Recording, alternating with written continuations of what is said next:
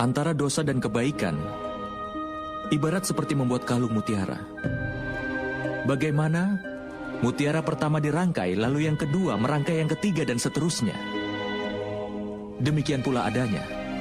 Satu perbuatan baik berdampak ke yang lainnya. Dan satu dosa pun berdampak ke yang lainnya.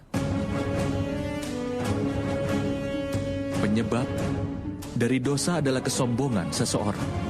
Seseorang dapat menghindari dirinya dari perbuatan dosa hanya saat dia melihat hukumannya. Tapi kadangkala, dia dibutakan kesombongannya. Kebiasaan untuk berbuat zalim dan jahat akan membuatnya semakin sering melakukan itu. Tindakan membahayakan dan perbuatan tidak adil masih bisa ditoleransi.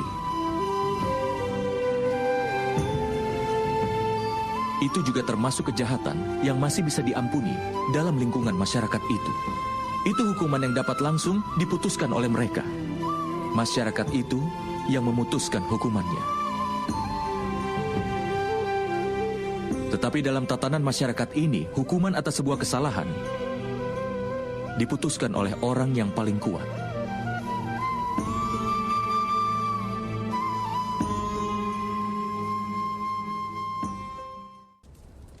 Apakah kau tahu batasan dari pengorbanan bagi orang-orang yang mencoba untuk membangun kebenaran?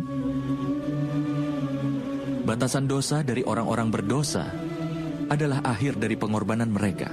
Dengan kata lain, sampai orang-orang berdosa dan dosa-dosa mereka diampuni, pengorbanan harus dilakukan oleh orang-orang yang membela kebenaran. Itu tidak dapat dipungkiri, kan teman?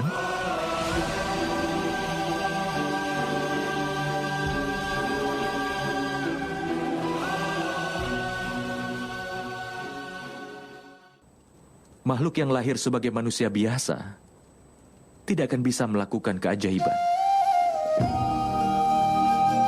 Orang yang lahir dari rahim seorang wanita, maka dia pasti terikat oleh aturan dari dunia fana. Kelahiran, usia, tua, penyakit, kematian tidak akan pernah bisa dia lepaskan.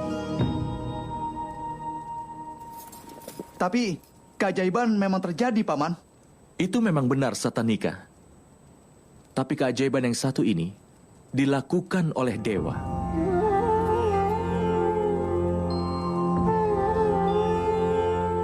Ketika orang dengan segenap ketulusan jiwa dan raganya mau menghapus kejahatan dan membangun tatanan hidup yang baik dan benar,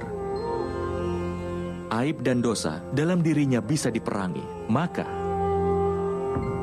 dewa pun akan melakukan keajaiban untuk melindungi moral dan menetapkan kesejatiannya.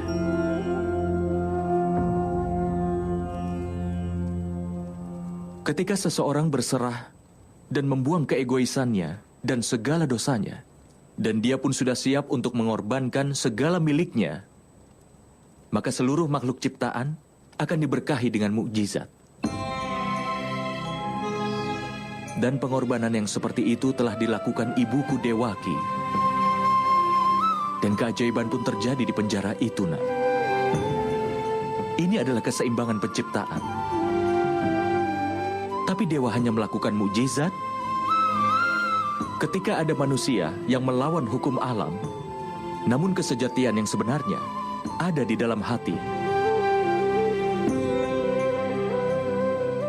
Sehingga manusia jangan pernah menyerah untuk berjuang.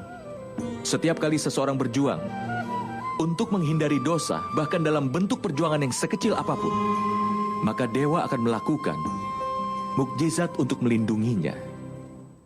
Artinya, kalau kalian ingin mencari bantuan dari alam semesta ini dan juga dari para dewa, maka pertama-tama berserahlah dan jauhilah keegoisan dari segala dosa. Belajar tetap tegar di segala keadaan.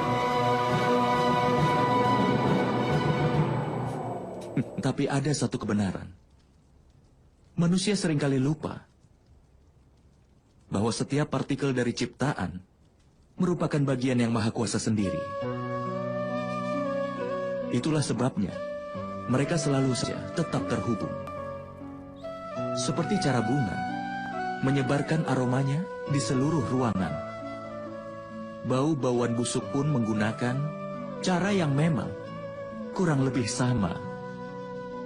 Kebahagiaan dan kesedihan manusia bisa mempengaruhi dunia ini. Kebahagiaan seseorang juga bisa membuat bahagia orang lain di sekitarnya. Kesedihan seseorang pun bisa pula membuat sedih orang lain di sekitarnya.